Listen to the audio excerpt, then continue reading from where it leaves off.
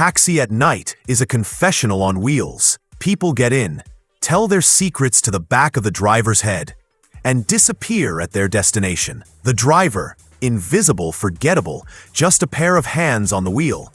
Hears everything and remembers nothing. That's the contract. Marcus Chun has honored that contract for 15 years. He's heard confessions of affairs, crimes, plans to leave spouses, plans to start over, plans to end it all. He's driven people to their worst decisions and their best second chances. But 10 years ago, Marcus saw something that made him break his own rule. He became more than a witness. He became a coward. Fletcher Street, 2:47 a.m. A man being killed in an alley. Marcus was stopped at a red light, watched it happen, and drove away without calling the police. The case went cold. The family never got answers, and Marcus buried the guilt under 15 years of night shifts and faceless passengers. Tonight, that changes. Tonight, 5 people get in his cab, each connected to that murder. They don't know Marcus was there, don't know he's the missing piece of their puzzle. But as the night unfolds, as each passenger reveals a little more, Marcus realizes he's not just driving them to their destinations. He's driving them, and himself, toward a reckoning 10 years overdue. Because in the city's midnight streets, with strangers pouring out their truths in the back seat, sometimes the driver's silence becomes the loudest confession of all. Marcus Chun, 47 years old, had driven cab number 47 for the City Yellow Taxi Company for 15 years. Night shift exclusively, 8 p.m. to 6 a.m., the hours when the city showed its true face. Desperate, lonely, drunk, violent, tender, broken. His cab was a 2015 Crown Victoria. Yellow paint faded, seats worn smooth by thousands of strangers. The meter clicked. The radio crackled with dispatch. And Marcus drove, a silent witness to the city's midnight confessions. People told taxi drivers things they'd never tell therapists. Because the driver was anonymous, temporary, a pair of eyes in the rearview mirror that would forget them by the next fare. Marcus had heard everything. Affairs confessed, crimes admitted, suicide plans shared, business deals whispered, family secrets revealed. And Marcus kept every secret. That was the job. Be invisible. Be furniture. Be the void people poured their truths into. But 10 years ago, Marcus had seen something he couldn't unhear, couldn't forget, couldn't confess. Fletcher Street, 2:47 a.m. March 15th. Marcus had been stopped at a red light waiting. The alley beside him, dark, narrow. Movement caught his eye. In the rear-view mirror, he watched 2 figures. One man beating another. Methodically, brutally. The beaten man fell. Didn't get up.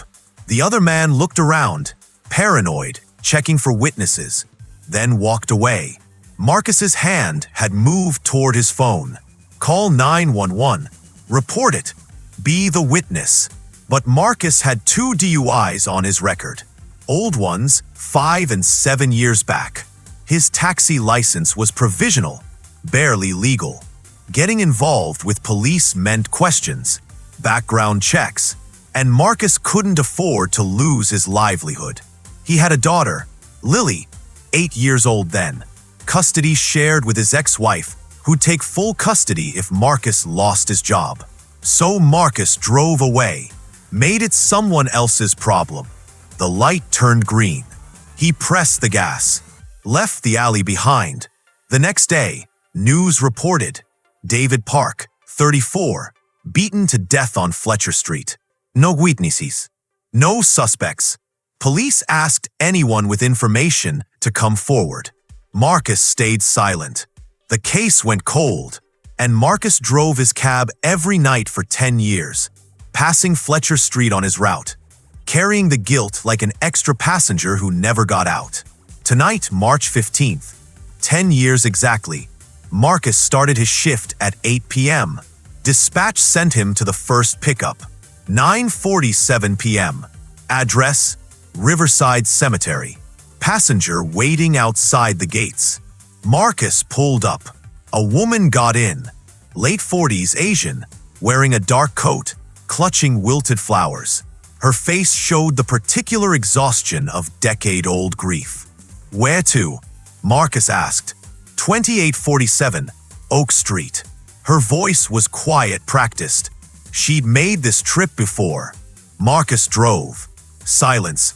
Then the woman spoke, as passengers always did, to the back of a stranger's head. "I come here every week. Visit my husband's grave. 10 years today he died. Murdered. They never found who did it." Marcus's hands tightened on the wheel. "I'm sorry for your loss. David was a good man. Teacher. Loved his students. Loved our daughter. One night, he was walking home from a late faculty meeting. Took a shortcut through Fletcher Street. Wrong place, wrong time. Someone beat him to death. Over nothing. He wasn't robbed. Wasn't in a fight. Just random violence." Marcus forced his voice steady. "Did the police have any leads?" "Nothing. They said there were no witnesses. No cameras in that area. Just David, dying alone in an alley, and whoever killed him walking away." She paused. "The hardest part isn't the death. It's the not knowing. Who did it?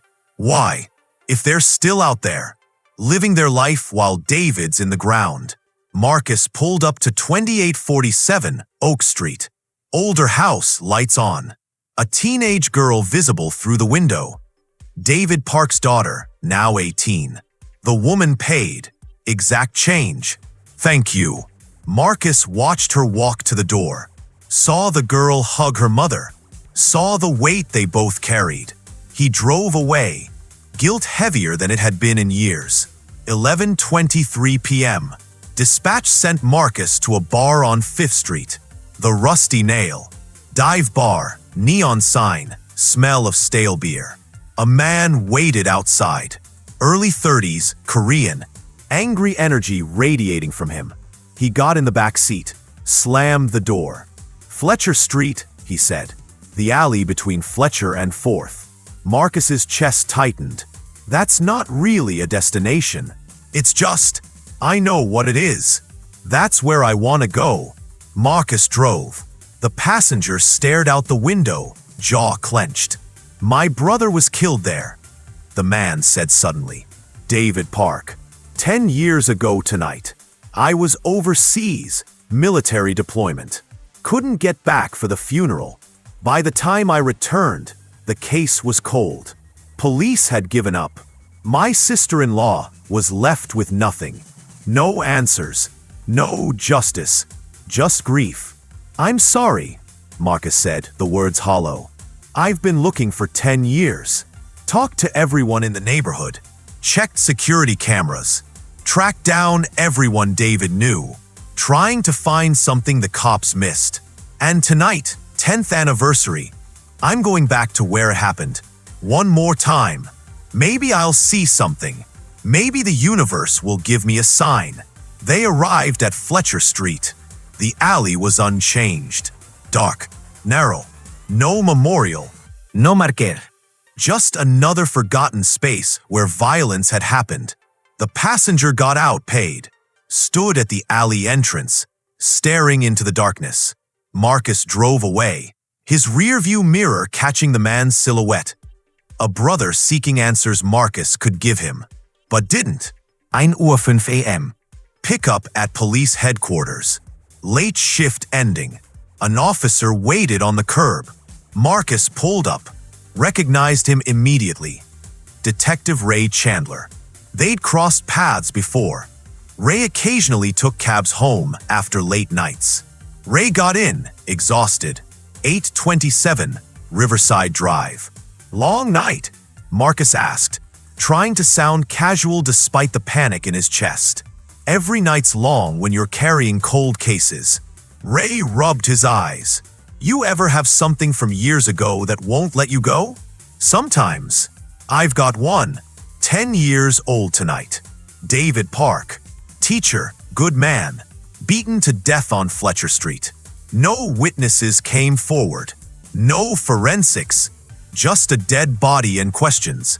Ray leaned back. The thing that eats at me. Someone saw something. That alley's visible from the street.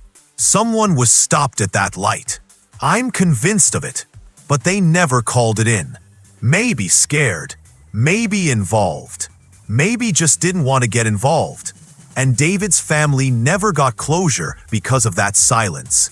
Marcus's throat was dry. Maybe the witness had reasons. There's no good reason to let a killer walk free. Ray's voice was hard. I've been a detective for 22 years. I understand fear. I understand self-preservation. But silence in a murder case? That's complicity. That witness, whoever they are, they're as guilty as the killer for letting them disappear. They pulled up to Ray's house. Ray paid, got out, paused at the window. You drive nights, right? You see things other people don't. If you ever hear anything at all about that Fletcher Street case, you call me. Ray handed Marcus a card. Some debts don't expire. Not even after 10 years. Ray walked inside. Marcus stared at the card. Detective Ray Chandler. Homicide. Marcus drove away. His guilt metastasizing into something close to panic. 2:30 a.m. Pickup at a 24-hour diner. Woman in her 30s, carrying a laptop bag and coffee. She got in, gave an address in the University District. Thanks for coming quick. Working on a deadline. No problem. What kind of work? I'm a journalist. True crime writer. Working on a book about unsolved murders in the city. She opened her laptop, pulled up files. Right now I'm researching the David Park case. You heard of it? Marcus's hands gripped the wheel. Maybe. Fletcher Street, yeah. Fascinating case. Or frustrating, depending on perspective. 10 years ago, David Park was beaten to death in broad view of the street. It was 2:47 a.m., but there's a stoplight right there. City traffic data shows 2 vehicles were stopped at that light within the 3-minute window of the murder. One was a delivery truck. Driver was cleared. The other was a taxi. Marcus's heart stopped. City Yellow Taxi Company. Cab 47, to be specific. But here's the thing. The driver never came forward. Never reported seeing anything. I've been trying to track them down for 2 years. Company won't release driver records without a warrant. Police never followed up because they didn't think the taxi was relevant. But I do. She leaned forward, excited by her own investigation. I think the taxi driver saw the murder. I think they drove away. And I think if I can find them, I can solve this case. Break it open. Get David Park's family the answers they deserve. And, not gonna lie, this book could be my career. She sat back, sipped her coffee. Sonny, I get obsessive about this stuff. You probably think I'm crazy. No, Marcus said quietly. I think you're thorough. They pulled up to her apartment building. She paid, grabbed her laptop bag. If you ever hear anything, cab drivers talk to each other, right? About a driver who worked Fletcher Street 10 years ago, let me know. I'm paying for information. She handed him a card. Rebecca Walsh, investigative journalist. She walked inside. Marcus sat in his idling cab, staring at the card. 2 cards now. The detective, the journalist, both hunting the same ghost. A taxi driver who saw a murder and said nothing. 4:15 a.m. Dispatch sent Marcus to the bus station. Last pickup of the night. A man waited outside. Middle-aged, nondescript, carrying a single duffel bag.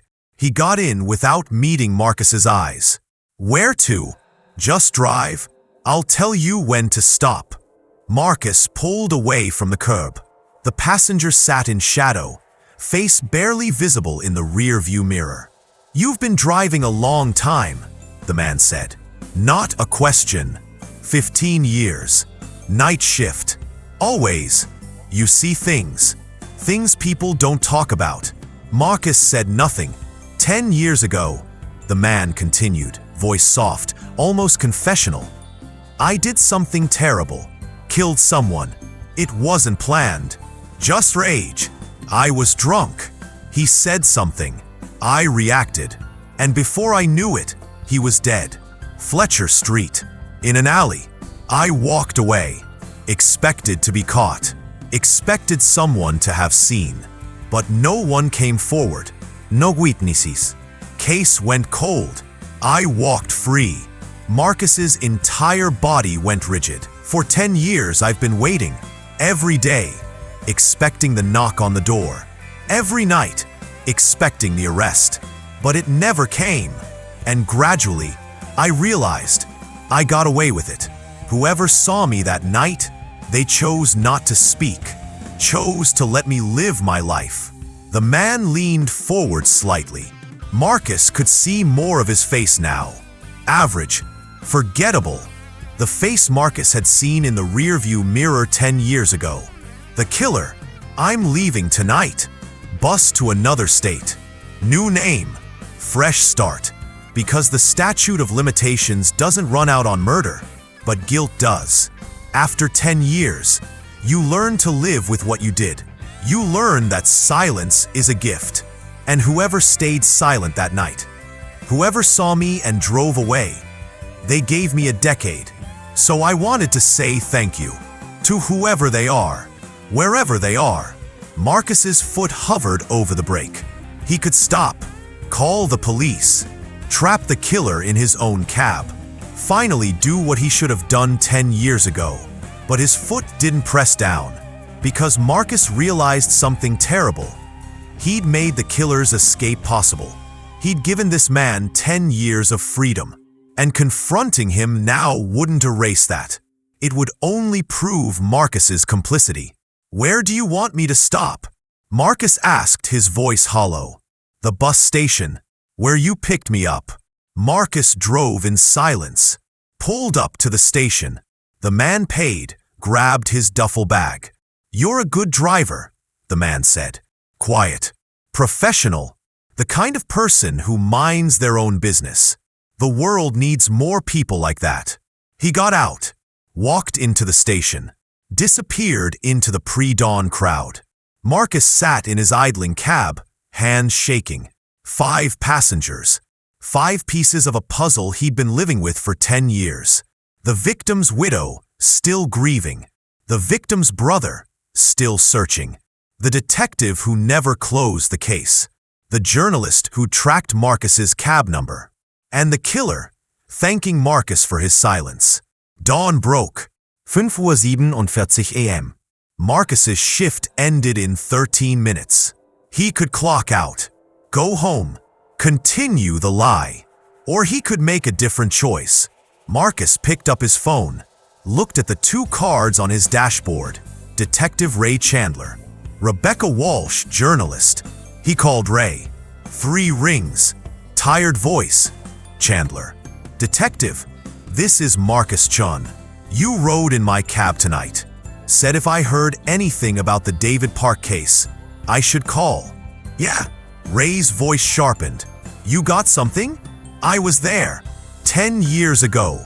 Fletcher Street. 2:47 a.m. I was stopped at the light. I watched David Park get beaten to death. I saw the killer's face, and I drove away without calling the police. Silence on the other end. I'm ready to make a statement. I'm ready to testify. I can describe the killer. I saw him again tonight. He was in my cab. Said he's taking a bus out of town, leaving at dawn. If you move fast, you can catch him. More silence. Then, give me the address. Stay there. I'm coming to you. 30 minutes later, Ray arrived with 2 uniformed officers. Marcus gave his statement, described the killer's face, every detail he'd been carrying for 10 years. Described the conversation, the bus station departure. Ray made calls. Within an hour, police arrested James Mitchell at the Greyhound terminal, ticket to Phoenix in hand. A decade on the run, ending in the same city it started. 3 months later, James Mitchell went to trial. Marcus testified, described what he saw that night, admitted he'd driven away, admitted his silence. The defense tried to discredit him. Why come forward now? Why should they believe a witness who hid for 10 years? But the prosecution had more. Rebecca Walsh had published her research, tracked Marcus's cab, traced his route, corroborated his story. David Park's brother testified about the physical description Marcus provided. It matched a man David had argued with at a bar that night. James Mitchell was convicted. Second-degree murder. 25 years. David Park's family got answers. Not justice. Nothing brings back the dead, but answers. Closure. The knowledge that someone finally spoke. And Marcus? Marcus lost his taxi license. Not for the DUIs, but for failing to report a crime. For a decade of silence that let a killer walk free. He didn't fight it, just turned in his medallion, his cab number, 47, and walked away. But Rebecca Walsh offered him something. I'm writing a book about this. Your story. The taxi driver who stayed silent, then found his voice. I want you to co-author it. Tell it from your perspective. What it's like to carry that guilt. What made you finally speak? Marcus thought about it. Thought about Lily, now 18, in college, old enough to understand. Thought about the 5 passengers who'd shared his cab that last night. Each one a piece of his conscience speaking back to him. Okay, Marcus said. I'll tell it. The book published a year later. The Last Fare, a taxi driver's confession. It sold well. True crime readers loved the insider perspective. David Park's widow wrote the foreword.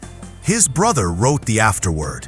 Marcus used the money to start a victims advocacy fund for families of unsolved murders, to hire private investigators when police resources ran out, to give them the answers Marcus had kept from them for 10 years. He never drove a taxi again, but sometimes late at night, he'd take the bus, ride through the city, pass Fletcher Street, and remember, a taxi at night is a confessional on wheels. People tell their secrets, and the driver, invisible, forgettable, hears everything.